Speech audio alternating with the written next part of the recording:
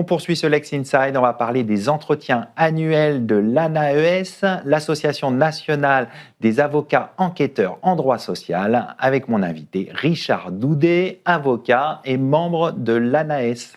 Richard Doudet, bonjour. Bonjour à vous. Alors, l'Association nationale des avocats enquêteurs en droit social tient ses entretiens annuels le 17 septembre prochain à Lyon. Avant de rentrer dans le vif du sujet de ce moment fort de l'association, un mot sur l'ANAES.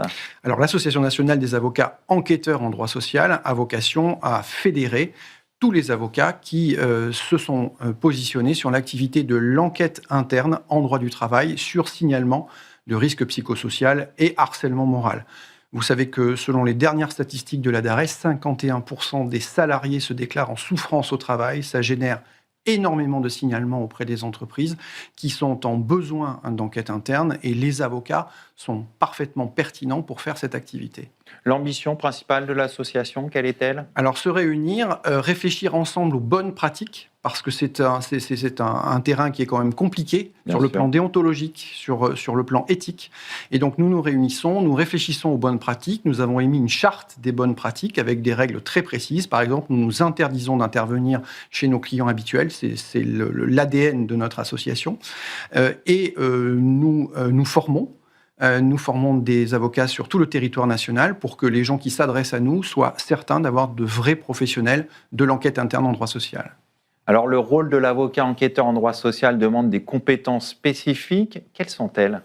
Alors, première, il faut quand même être un bon juriste en droit social. Ça paraît évident. La deuxième, comme je dis à mes étudiants avocats à Bordeaux, il faut avoir un peu de bouteille, pour la bonne et simple raison que c'est quand même un exercice très compliqué. On arrive sur un terrain de guerre, la plupart du temps, c'est très chaud dans l'entreprise et il faut avoir un peu d'épaisseur quand même pour encaisser tout ça. Des qualités d'écoute et des qualités de rédacteur, puisqu'on doit remettre un rapport à l'employeur qui lui servira à prendre des décisions, puisque l'enquête interne, c'est une aide à la décision pour le chef d'entreprise. Alors, on va en venir à votre moment fort, les entretiens annuels de l'ANAES qui se dérouleront le 17 septembre prochain à Lyon. Quel est l'objectif de cet événement ? Alors, l'objectif de cet événement annuel, c'est de réunir en un même endroit chaque année tous les partenaires et tous les acteurs de l'enquête interne en droit social, c'est-à-dire les DRH, les avocats bien évidemment, les magistrats, les professeurs d'université.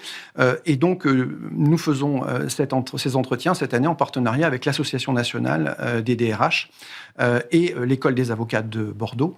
Donc, c'est un grand événement qui aura lieu le 17 septembre à Lyon. Alors, qui va assister à cet événement ? Alors, je vous dis des avocats, des praticiens de l'enquête interne, des avocats qui veulent découvrir ce qu'est l'enquête interne, et puis des DRH qui pratiquent eux-mêmes l'enquête interne et qui ont envie de se former et qui ont envie de connaître les risques de cette pratique aussi parce qu'elle est très risquée. Donc, il y aura un peu tout l'écosystème Absolument. De l'enquête. Nous aurons Madame Paul Angevin, qui est défenseur des droits adjoint, qui viendra nous expliquer, puisqu'il y a une décision qui a été prise du défenseur des droits sur les enquêtes internes. Elle va venir nous exposer tout cela. Nous avons, par exemple, le directeur de l'éthique de la SNCF. Nous avons le directeur du droit humain du groupe DECRA. Donc, nous avons la DRH d'Handicap International, des gens qui interviennent et qui pratiquent l'enquête interne au quotidien et qui vont nous participer à notre réflexion pour faire des enquêtes internes encore plus pertinentes. Alors, on va aller un peu plus loin sur cet événement. Quel est le programme, les gros sujets ? Alors, évidemment, l'actualité, la jurisprudence, les évolutions légales. Vous avez eu une émission sur l'enquête interne qui a fait état de cette jurisprudence très importante pour nous du 18 juin dernier de la Cour de cassation. Donc, nous allons avoir une réflexion sur cette jurisprudence et la pratique très concrète. Comment on mène une audition d'un salarié ? Comment on rédige un procès-verbal d'audition ? Comment on rédige un rapport ? Comment on réunit des preuves ? Quelles sont les preuves que l'on peut prendre, les preuves que l'on ne peut pas prendre, les preuves légales, les preuves acceptables, pour faire que notre rapport ne soit pas écarté au final par le juge et qu'il soit utilisé et un bon outil pour l'employeur et pour le juge. Alors, un mot sur l'activité de l'association. Comment vous accompagnez vos membres au-delà des événements que vous organisez ? Alors, notre présidente Nathalie Attias a souhaité que la priorité et l'ADN de notre association, ça soit la formation. Ça, c'est une première chose. Nous assistons aussi en permanence nos adhérents parce que il suffit de faire une seule enquête interne pour se rendre compte qu'on est toujours soumis à des questions de déontologie, des problèmes éthiques. Et donc, nous avons un comité scientifique qui est présidé par Madame la bâtonnière Dominique de la Garandrie, ancienne bâtonnière de Paris. Et donc, nous répondons aux questions déontologiques de nos confrères. Nous faisons des formations, des réunions et des moments aussi festifs où nous partageons nos préoccupations. C'est un métier de solitaire et c'est un métier où on encaisse beaucoup sur le plan psychologique et c'est important d'être en groupe et de pouvoir partager aussi quand on a des difficultés et qu'on rencontre des gens qui sont en souffrance en permanence, ça peut être compliqué. Justement, vous dites que c'est des situations compliquées. Concrètement, comment on appréhende une enquête ? Mais il faut partir du principe qu'on arrive, j'ai l'habitude de dire, sur une scène de crime. C'est-à-dire qu'on va arriver, on va se présenter à tout le monde, on va se présenter au CSE, on va se présenter aux salariés, on va d'abord rassurer, faire descendre la tension. On se rend compte que notre désignation de quelqu'un d'indépendant, qui n'était pas l'avocat avant de la structure, qui ne le sera pas après, qui vient juste pour faire une enquête indépendante et impartiale, ça rassure beaucoup de gens. Et ça fait descendre la tension. Et ensuite, après, on va procéder à des auditions anonymisées, confidentielles, en tête-à-tête. Alors généralement, nous sommes 2 enquêteurs et nous allons réunir les éléments comme un juge d'instruction. Et nous rédigeons à la fin un document qui est soit, j'ai l'habitude de dire aux étudiants, une ordonnance de renvoi devant un tribunal, c'est-à-dire on dit il y a du harcèlement moral dans cette entreprise, ou au contraire une ordonnance de non-lieu, il n'y a pas de harcèlement moral parce que nous avons réuni les éléments pour dire que ça n'en est pas. Voilà. Alors, au-delà de ces bonnes pratiques que vous venez d'indiquer, qu'est-ce qui fait qu'on est un bon avocat enquêteur interne en droit social ? Alors, le cœur du tout, c'est le respect de notre serment. Je ne me suis jamais senti aussi pertinent dans mon métier en étant avocat enquêteur. Parce que lorsqu'on respecte notre déontologie et en premier lieu l'indépendance absolue, je vais vous donner un exemple. Dans notre association, il est prévu que nous soyons payés au début de la mission. C'est-à-dire que nous expliquons à tous les acteurs, c'est-à-dire les plaignants, les mis en cause, que nous ne connaissions pas l'entreprise avant, nous arrivons et que nous sommes déjà intégralement réglés. Donc le problème de nos honoraires n'a rien à voir avec nos conclusions. Ça, c'est l'indépendance. Et la grande rigueur intellectuelle et la grande rigueur juridique.